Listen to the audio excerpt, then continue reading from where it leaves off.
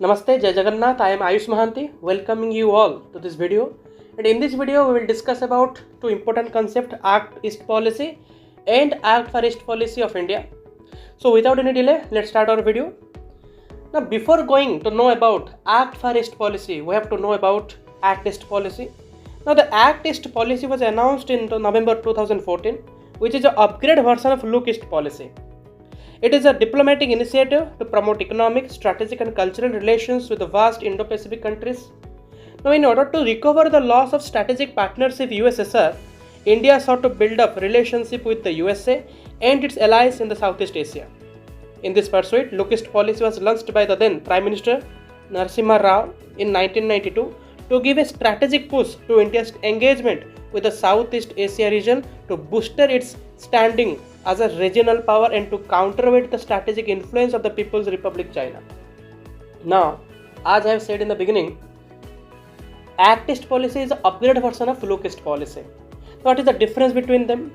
Look East Policy focused on association of Southeast Asian nations, that is Asian countries, plus economic integration, while Act East Policy focused on Asian countries plus economic integration plus East Asian countries plus security cooperation. Now, security is an important dimension of India's Act East Policy. Prime Minister of India, Narendra Modi, highlighted 4 C's of Act East Policy. They were culture, commerce, connectivity and capacity building. Now, I have given note, that is which countries are known as Asian countries and which countries are East Asian countries. You must go through. Now we will see about Act for East Policy. I hope you have understood the concept of Act East Policy. Act for East Policy represents a significant and strategic extension of India's Act East Policy. Its aim is to deepen and to strengthen its diplomatic, economic and strategic ties with regions of Far East Asia and Russia's Far Eastern Federal District. In the picture you can see the images of the countries of Far East Asia and the image of Far Eastern Federal District of Russia. Now, this remote, resource-rich region has been gaining increasing prominence as a site for international cooperation and owing to its vast natural resources and strategic location. This policy showcases India's intentions to boost its relation with Russia. Now, what are the historical backgrounds and what are the objectives of Act for East Policy? The Far Eastern Federal District comprises about 36% of Russia's territory, stretching from the Pacific Ocean to the borders of China. Despite its large size, it remains sparsely populated and economically underdeveloped. Recognizing the strategic importance of this region, India took concrete steps towards engagement in 2019. At the 5th Eastern Economic Forum held in Vladivostok, the Prime Minister Modi announced $1 billion line of credit to support the development of this region.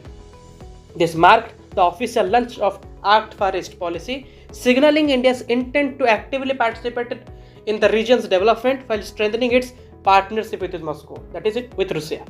Now we will see about the objectives of this policy. Listen carefully. The Act for East Policy is multifaceted, incorporating diplomatic, economic and strategic objectives that aim to advance India's interests in this region.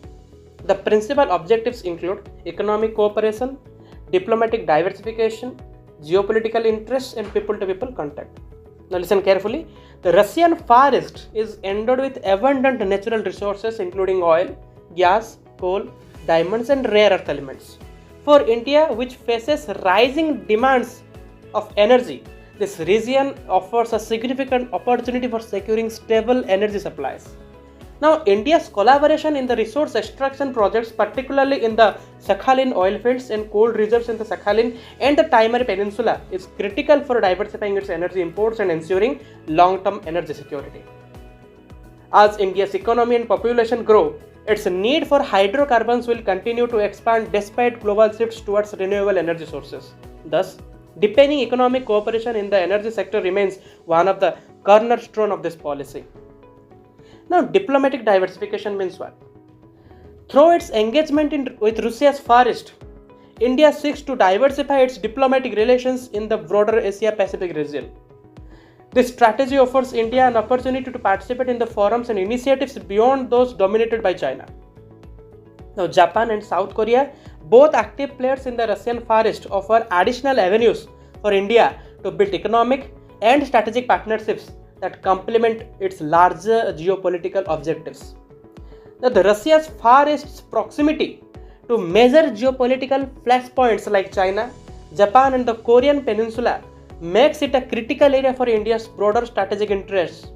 By strengthening ties with Russia in this region, India not only counters China's growing influence but also aligns with its larger Indo-Pacific strategy.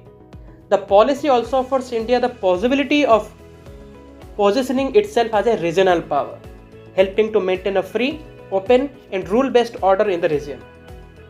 Now, the cultural ties between India and Russia are historically strong, and the Act for East policy seeks to enhance this aspect through initiatives such as tourism, education exchanges, and increased connectivity. Now, the absence of direct flight routes between India and Vladivostok has limited the people-to-people engagement. Establishing air connectivity and promoting tourism along the Chennai-Vladivostok maritime route can further strengthen the ties between the two nations, fostering mutual understanding and collaboration.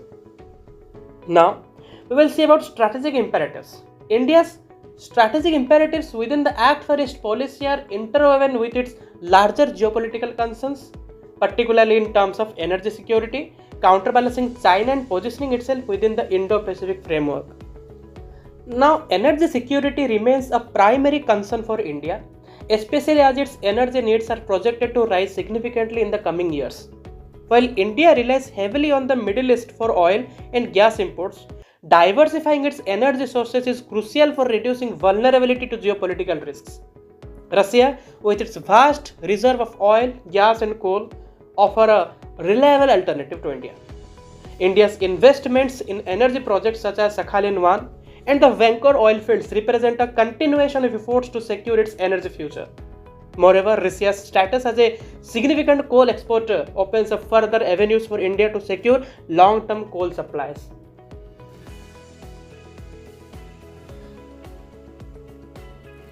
Now, the strategic rivalry between India and China has been driving force behind many of India's foreign policy decisions. China has been a dominant player in Russia's Far East, investing heavily in infrastructure, energy, and agriculture projects. India's growing involvement in the region provides a counterbalance to China's dominance, offering Russia a diversified set of partners. Now, the Indo-Pacific region has emerged as a central focus for geopolitical competition, with major powers vying for influence. India's Act for East policy aligns with its broader Indo-Pacific strategy, which emphasizes maintaining a free and open maritime order and promoting connectivity. By establishing the Chennai-Vladivostok maritime corridor, India is positioning itself to expand its influence in the region, enhancing trade and improving naval cooperation with Russia. Additionally, the development of Vladivostok as a strategic shipping hub, particularly with the growing viability of the Northern Sea route, provides further impetus for India's involvement. Now, India's foreign policy is rooted in the principle of strategic autonomy. I will make a separate video on this topic, strategic autonomy, okay? Now, which allows it to maintain balanced relationship with major global powers including US and Russia. While India has deepened its defense and security cooperation with the US in recent years, it remains committed to preserving its historical partnership with Russia. Now, the Act for East policy serves as a way for India to balance these relationships, ensuring that it does not become overly reliant on any single power. Now, India's engagement with the Russian Far East is not limited to energy and diplomacy. I will say about key industries and collaborations, okay? Listen carefully. India's engagement with the Russian Far East is not limited to energy and diplomacy. Several key industries have the potential for collaboration, enhancing both nations' economic and strategic interests. Listen carefully, India is the largest global diamond processing hub, but the European Union G7 sanctions on Russian diamonds have posed a significant challenge for its diamond industry, particularly in Surat, Gujarat, India. Russia is the world's biggest producer of rough diamonds, and the ban on Russian diamonds has had a severe impact on India's business. Strengthening its ties with Russian diamond companies like Alrosa and seeking alternative markets will be essential for mitigating the impact of these sanctions on India's economy. Second, India's shipbuilding industry, bolstered by Prime Minister Modi's Maritime Amritkal Vision 2047, presents opportunities for collaboration with Russia, particularly in the light of Western sanctions. Now, what are the challenges and prospects? Listen carefully. Despite the immense potential of the Act for East policy, there are several challenges that India must overcome. The region's remote location, harsh climate, and underdeveloped infrastructure make it difficult to attract sustained investment. Furthermore, India's own economic constraints and the impact of COVID-19 pandemic have limited the scale of its involvement. Strategically, the growing convergence between Russia and China poses a challenge for India. While Russia may be reluctant to alienate China by allowing India too much influence in the Far East, the evolving geopolitical landscape offers India opportunities for collaboration with the other regional powers such as Japan. Now, the long-term prospects of the Act for East policy remains positive.